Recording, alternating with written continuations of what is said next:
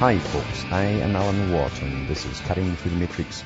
Are these same people part of the, I understand you said they've killed off most of the Merovingian line, but the Carolingian line are basically now the nobility and the royalty? There's no doubt about that. I mean, even today, they go into these genealogies and sometimes you'll find that this odd thing happens when they pick, for instance, a lieutenant general or governor for Canada who speaks on behalf of the Queen's representative in her dominions, which is up in Canada and Australia, New Zealand, and so on. When you go into their coat of arms, like the last one it was in, it was actually, they had symbols there from the Merovingians family tree. I thought that was rather interesting. So you'll see it in symbology. You understand, these characters will give you more in symbology than they will ever in the written word. And that's how they can put things right in plain sight. And most folk don't understand because they can't come out and suddenly just admit what they're up to or what they've been up to all this time. And if you go back into Pythagoras, for instance, and even Plato, these guys all were trained in ancient Egypt. Ancient Egypt, in the mystery religions, it was only one stopping place. Because we find in Herodotus, he talks about it. We find, again, Plato too talks about it. You went for initiation in Egypt, and then you went to India in ancient times for a higher or more education in the mystery religions. And then you went to the Levant, as it's called, that area of Jerusalem and so on. And then you came back. But what Egypt exported mainly was revolution in other countries which they did not already control. That's an interesting concept. And Pythagoras himself, when he went back to open up his school after being in Egypt and being taught, his school was burned down when the people realized that he was trying to get the young students to turn against the parents and the old society, to destroy the old society. And they even taught, they brought in females too. And they had to marry them off, try to marry them off to noble people, noble families, and start to influence the decision-making policies and politics and so on. When that was found out, they turned against him. And that time, he went to Crotona to open his school.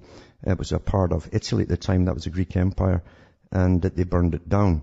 And the same thing happened eventually with other philosophers from the same school who were all taught in Egypt. You all know about drinking of the hemlock for Socrates, for instance. And Socrates, too, was also blamed for trying to corrupt the youth. What it was again, same technique. He would also teach the young females in education, basically how to seduce the nobility, get them in, get them married, influence policy, and also how to overthrow the ruling establishment of his time.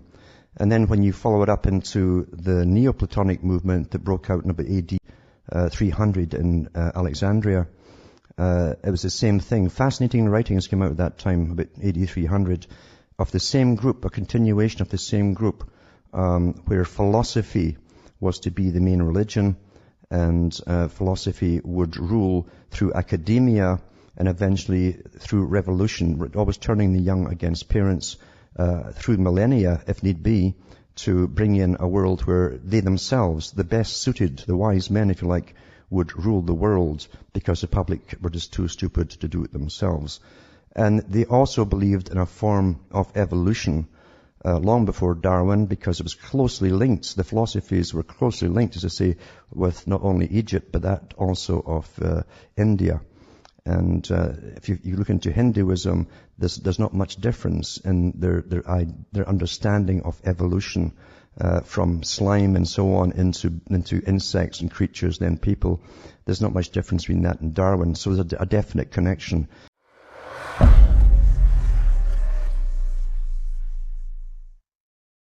I've got Richard in Alabama. Are you there, Richard? Hi. I want to ask you a question about the way John McCain shakes hands and signs autographs. He always holds his elbows up high. Is that a Masonic symbol or something? The Masonic symbol you'll see every day on television. You'll see them as hand to hand. They step in with the right foot. That's toe to toe, knee to knee. They hug each other.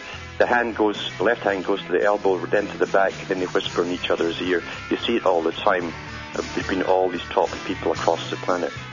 Yeah, if you see them, the politicians meet, and I saw that even during the Soviet era. It was quite funny to watch, where presidents would meet the presidents from the Soviets and so on, and you see arch enemies meeting other arch enemies, supposedly, and you see them facing each other. They give the right handshake. The left arm goes to the elbow. The right foot goes into the right foot to touch foots, and then it's knee to knee. The left hand moves from the elbow off the other guy, and it goes to his back, and it's cheek to cheek, and then they whisper something in each other's ear. That's your common. Actually, it's their 5 points. They call it the five. That's the low meaning of the lower 5 points of Masonry. There's higher ones as well, but that's a low-level one. But you see it all the time as they go through the routine for the public.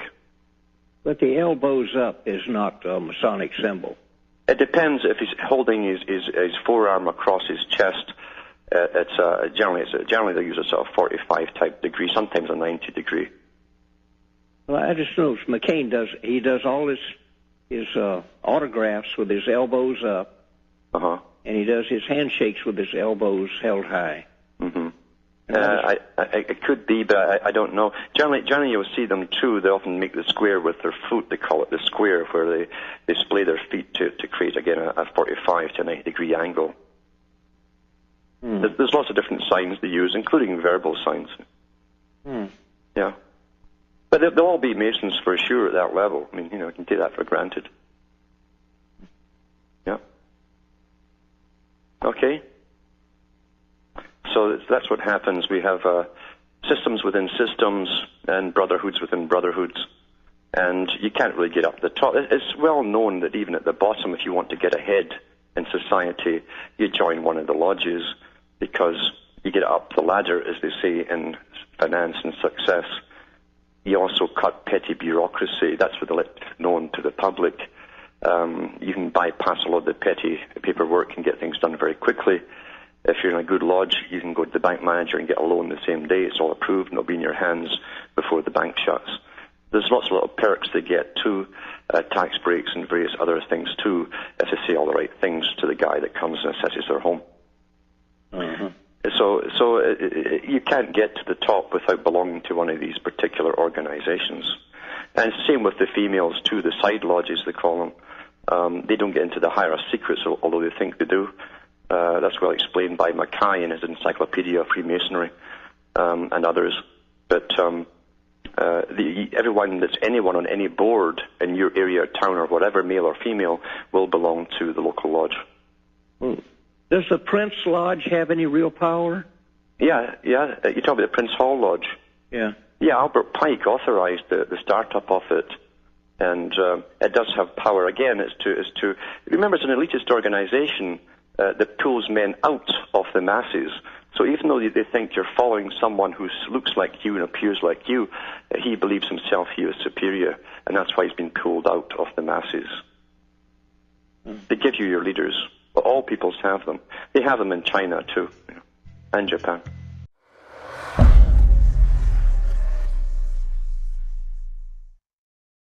From myself, Alan Watt, this good night, to may your God or your gods go with you.